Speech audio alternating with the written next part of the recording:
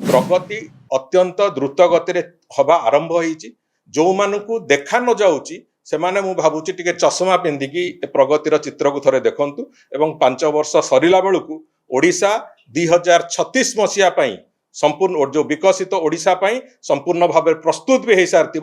पाखापाखि 14 रु 15 किलोमीटर प्रतिदिन रास्ता तैयारी करुछु तांकर प्रगतिर 2 गुणा प्रगति आमे रास्ता निर्माण क्षेत्र रे आरंभ करिछु। देखंतु आमे विभिन्न विभाग दृष्टि हो जनकल्याणकारी योजना गुड़िक दृष्टि हो राज्यर विकास दृष्टि हो राज्यर निर्माण इंफ्रास्ट्रक्चर दृष्टि हो सबु दृष्टि आमे 24 वर्ष भितर जो 15 वर्ष से माने एकाकी काम करिसंती 15 वर्ष बनाम 2 वर्षर एक संपूर्ण तुलनात्मक चित्र भी आमे प्रस्तुत कर सारिछु।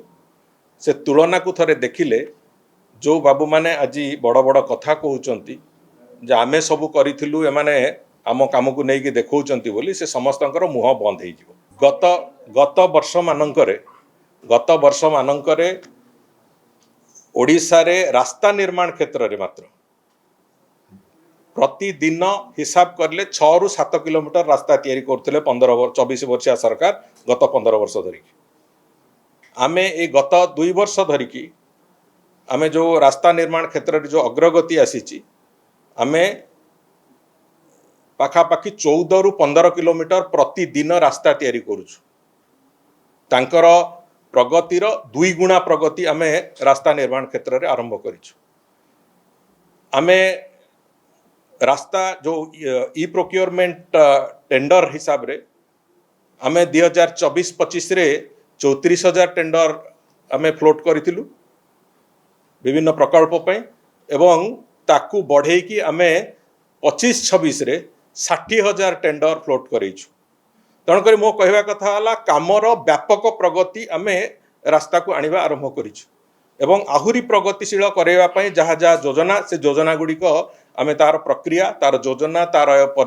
जो प्रक्रियाकरण ए सब कथा आरंभ कर सारिछु।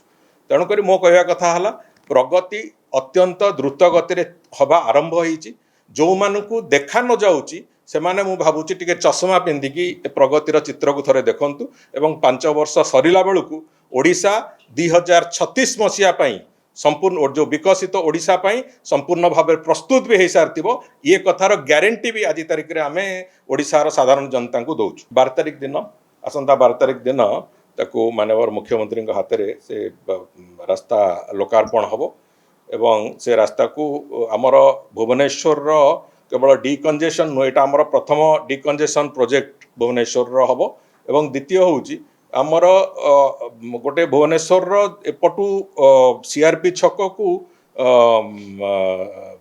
पटिया पर्यंत जोड़िबा पई ये भी गोटे अत्यंत मेजर लाइफलाइन हम ये से दृष्टिकोण ताकू आमे से रास्ता को आहुरी व्याप्त परिव्याप्त करने पथर गाड़िया पाखे जो किसी ऑब्स्ट्रक्शन थिला ताकू भी आरंभ कर क्लीयर करवा एवं से संपूर्ण रास्ता भी आसंता 6-7 मास भितर